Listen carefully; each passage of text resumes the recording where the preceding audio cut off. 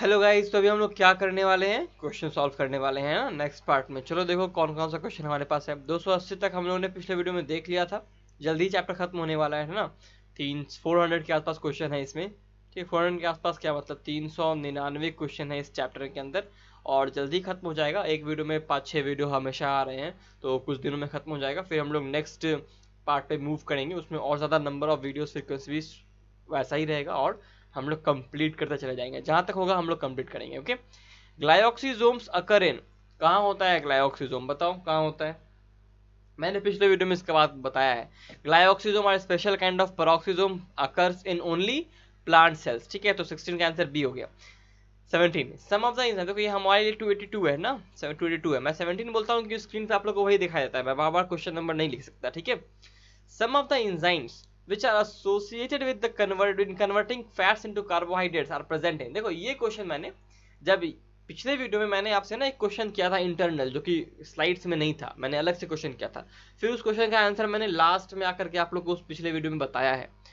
अब देखो 17 number question मैंने अभी तक पढ़ा नहीं था, लेकिन देखो वही क्वेश्चन आ गया। इसका मतलब वैसे ही क्वेश्चन पूछे जाते हैं, मुझे याद है कि कौन कौन से क्वेश्चन पूछे जाते हैं, और यही सब इंपॉर्टेंट है भाई, इसके अलावा इंपॉर्टेंट ज्यादा कुछ है नहीं।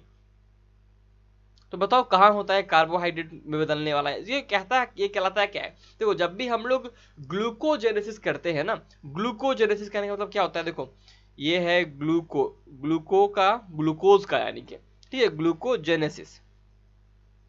ठीक है, जब भी हम लोग ग्लूकोजेनेसिस करते हैं हम लोग, तो क्या होता है उसमें हम लोग ग्लूकोज का फॉर्मेशन करते हैं जनरली, कोई दिक्कत वाली बात नहीं है। जो रॉ प्रोडक्ट है कार्बोहाइड्रेट से ग्लूकोज का या फिर ग्लाइकोजन को तोड़ के हम लोग बनाते हैं। ठीक है, ग्लाइकोजेनोलाइसिस करने के बाद हम लोग ग्लूकोजेनेसिस करते हैं, यानी कि हम लोग ग्लूकोज को बनाते हैं। ओके, यानी शुगर बनाते हैं जो हम लोग यूज करेंगे। लेकिन जब हम लोग ग्लूकोनियोजेनेसिस करते हैं, देखो शब्द में नियो लिखा हुआ है, ग्लूको फिर आता है नियो और फिर आता है जेनेसिस। देखो यहाँ भी हम लोग बनाएंगे क्योंकि जेनेसिस लिखा हुआ है, लेकिन यहाँ पे ग्लूको के साथ नियो भी है। इसका मतलब क्या, हम लोग ग्लूकोज तो बना रहे हैं, ये तो सही है, लेकिन बना कहाँ से रहे हैं। हम लोग बना रहे हैं ग्लाइकोजन को तोड़ के, स्टार्च को तोड़ के नहीं। जनरली तो उसमें स्टार्च में तो मोनोमर यूनिट ही ग्लूकोज है, तो बन जाता है। लेकिन यहाँ बनाते हैं हम लोग प्रोटीन और फैट को तोड़ के, बहुत इंटरेस्टिंग है। और ये काम होता है ग्लाइऑक्सीजोम में। ठीक है, और ये जर्मेटिंग सीड्स में देखने को मिलता है, जो हम लोग यहाँ पे देख चुके हैं पिछले वीडियो में। ठीक है, और साइट ऑफ ग्लूकोनियोजेनेसिस यहाँ पे लिखा हुआ भी है। चलो नेक्स्ट क्वेश्चन देखते हैं। The osmotic expansion of a cell kept in water is chiefly regulated by. कौन सा वो चीज है, कौन सा वो ऑर्गेनल है जो कि ऑस्मोटिक एक्सपेंशन होता है सेल का, वो उसको रेगुलेट करता है। बहुत इजी क्वेश्चन है, आंसर क्या हो जाएगा, डी हो जाएगा। 14 में आया है, बहुत नया क्वेश्चन है, आराम से आ सकता है। Which are the following parts of a cell is non living. कौन सा सेल नॉन लिविंग है, बताओ। Which are following part of a cell, कौन सा पार्ट जो है इस सेल का वो नॉन लिविंग। सेंट्रोयल नहीं, नॉन लिविंग नहीं होता। राइबोसोम नॉन लिविंग नहीं होता। माइटोकॉन्ड्रिया नॉन लिविंग नहीं होता। वैक्यूल जो होता है नॉन लिविंग पार्ट होता है सेल का, ठीक है ना। लेकिन फिर भी देखो हम लोगों ने इसको सेल इंक्लूजन नहीं माना था, इसका ध्यान रखना है। ठीक है, the fluid part of cell is called cell sap. बिल्कुल सही, कहते हैं सेल सैप हम लोग उसको। इज द, अब वो है क्या, वो कैसा होता है बताना है। ठीक है, तो देखो सेल सैप जो होता है ना, वो नॉन लिविंग कंटेंट होता है वैक्यूल का। तो वैक्यूल एज अ होल अगर कहा जाए, क्योंकि उसका टोनोप्लास्ट जो होता है ना, वो सेलेक्टिव परमिएबल होता है, वो सिलेक्ट करता है कि क्या अंदर आना है, क्या बाहर जाना है। तो हम लोग ऐसा बिल्कुल नहीं कह सकते कि vacuole as a whole non living thing है, लेकिन उसके अंदर जो है, जो अंदर जो चीजें स्टोर्ड है, वो चीजें नॉन लिविंग है डेफिनेटली। जिस तरह से सेल एक लिविंग होता है, माइटोकॉन्ड्रिया उसके अंदर है लेकिन फिर भी वो लिविंग है, लेकिन उसी तरह से वैक्यूल एक लिविंग चीज है, ऑर्गेनल है, लेकिन फिर भी उसके अंदर जो चीजें मौजूद है, उसके अंदर जो प्रेजेंट है, जो फील्ड है, वो है नॉन लिविंग।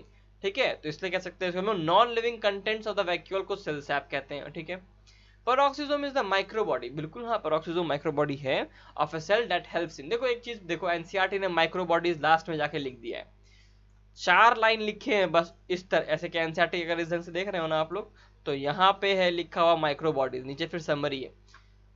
तो यहाँ पर इतने छोटे से पार्ट ऑफ माइक्रोबॉडी लिख करके एनसीईआरटी सोच रहा है कि हमारा काम हो गया, लेकिन फिर बाद में उन्होंने प्लांट रेस्पिरेशन में सब जगह जाके पेरोक्सिसोम का जिक्र किया है, ग्लाइऑक्सिसोम का जिक्र किया है, स्फेरोसोम का जिक्र किया है, ये सारे के सारे माइक्रोबॉडीज ही हैं।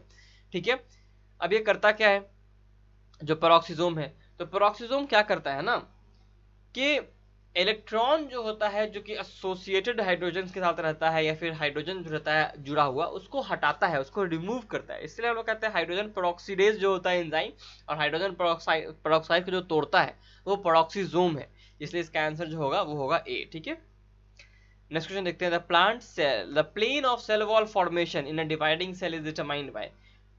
प्लेन जो होता है सेल वॉल फॉर्मेशन के दौरान किसके द्वारा डिटरमाइन होता है?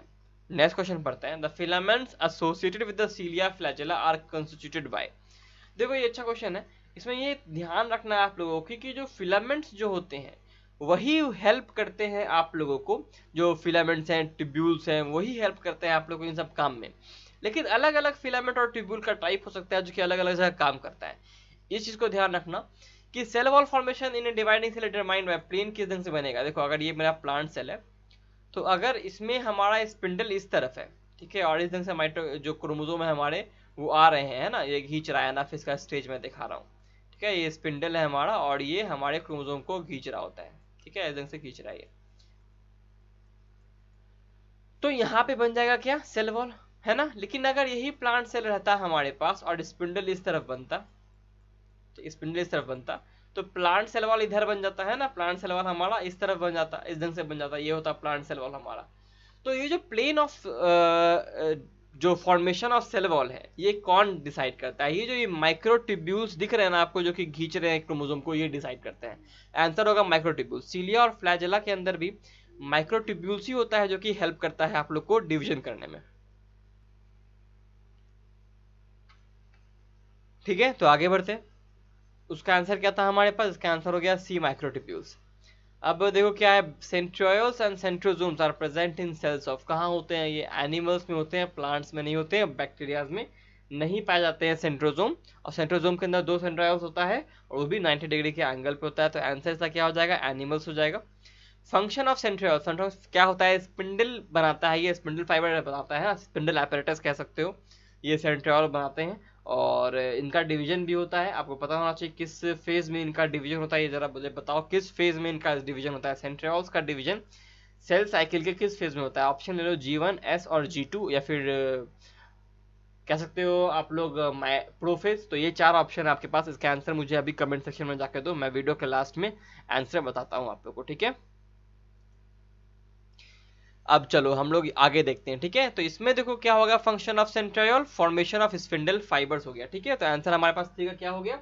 Spindle fibres. ठीक है, आगे बढ़े, चलो। The function of centrosome is, the function of centrosome is what? बताओ। ये जो होता है ना सेंट्रोजोम, ये आपको सेल डिवीजन में हेल्प करता है। अभी तो मैंने बताया कि सेल डिवीजन जो होता है वो सेंट्रोजोम में काम होता है। और किस में होता है ये काम? ये होता है आपके एनिमल सेल में। देखो जब सेंट्रोजोम होता है ना, वो सेंट्रोजोम जो होता है ये प्लांट सेल में मौजूद नहीं होता। इसलिए हम लोग कहते हैं ना कि जो प्लांट सेल होता है उसमें कैल्शियम आयन इस चीज का काम करता है। क्या करता है? कैल्शियम आयन इस चीज का काम करता है। किसका काम करता है? सेंट्रियोल का काम करता है। और इसका आंसर हो जाएगा क्या? बताओ इसमें क्या हो जाएगा? The function of centrosome is what? Inhibition of cell division ना, इनिशिएट सेल डिवीजन नहीं, इनिशिएट नहीं करता, ये स्पिंडल फॉर्मेशन करता है, उसको प्रोसेस में हेल्प करता है। To increase protein synthesis, none. D, ये कोई भी ऑप्शन का आंसर नहीं होगा। जो मैंने पिछले बार क्वेश्चन किया कि सेंट्रोजोम किस फेज में डिवाइड करता है, तो एस फेज में डिवाइड करता है, ध्यान रखना। ठीक है, तो अब नेक्स्ट क्वेश्चन से अगले वीडियो में मिलेंगे 291 से 300 तक करने के लिए। Till then take care, see you guys in the next video. Study smart, work hard, and stay healthy.